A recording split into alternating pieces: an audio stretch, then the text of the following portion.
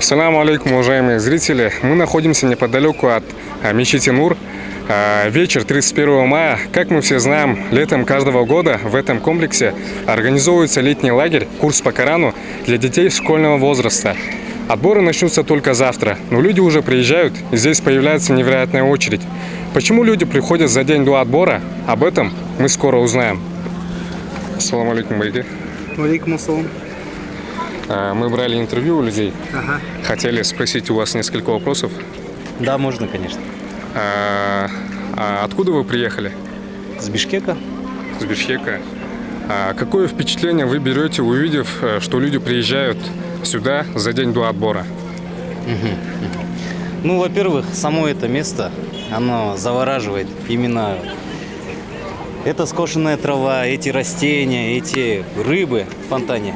Это не встретишь такого в городе, во-первых. Это такой оазис среди старого города Карабалты, можно так назвать, да? Вообще, посещение этого места, во-первых, это дает такой некий заряд энергии, именно на духовном уровне. Во-вторых, именно по поводу отбора. Здесь я вижу очень много детей, которые не достигли еще своего совершеннолетия. И эти дети, получается, целенаправленно своим выбором они идут сюда.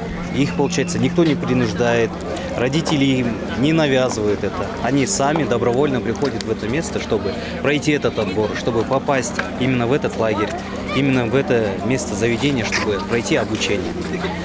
Возможно, для кого-то покажется, что здесь какой-то творится хаос, какой-то бардак. Но на самом деле, если приглядеться, здесь все четко. Здесь все организовано на высшем уровне. Здесь можно найти людей из разных слоев общества. То есть здесь есть и простые люди, которые работают на ферме, здесь есть люди, бизнесмены, здесь есть очень грамотные, там, я даже не знаю, как назвать, там, политологи всякие, чиновники, можно даже сказать. И самое главное здесь это вот эта атмосфера добра, мне кажется. Здесь никто никого не обижает, никто не дерется, не матерится.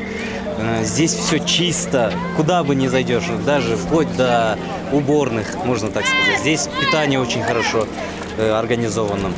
А как вы думаете, вот прождать целый день в очереди для людей не создает никакой трудности? Ну, вы попробуйте кому-то подойти и сказать, вот, какие трудности вы испытываете. Они вам скажут, мы готовы ждать здесь неделю, месяц. Главное, чтобы их ребенок попал.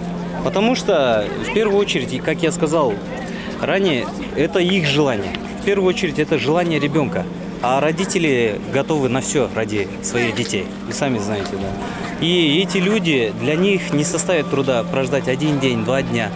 Для них будет трудно, если их ребенок пойдет по неправильному пути. Поэтому этот момент именно с ожиданием, мне кажется, это совсем такая незначительная проблема. Спасибо за откровенность. Были рады с вами поговорить. Желаем вам удачи. Ассаламу алейкум.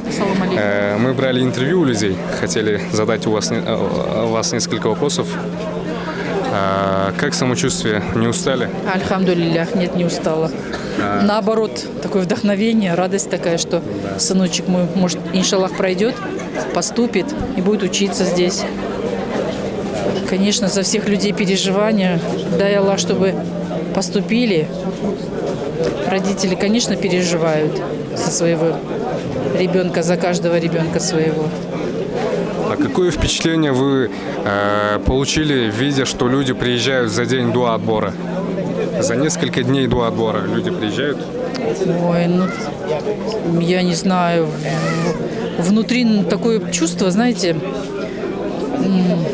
гордость, что ли, за нашу религию, что вот действительно родители пытаются своих детей обучить, чтобы они Коран читали, да, выучили Коран, чтобы учились.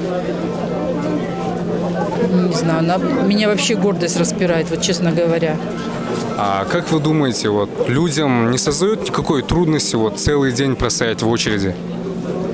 Мне кажется, они знают, куда едут и на что идут, правильно? Они для этого и едут сюда, чтобы детей своих отдать и как бы знают, что и трудно будет, и, может быть, даже их ребенок и не поступит, и все равно же едут.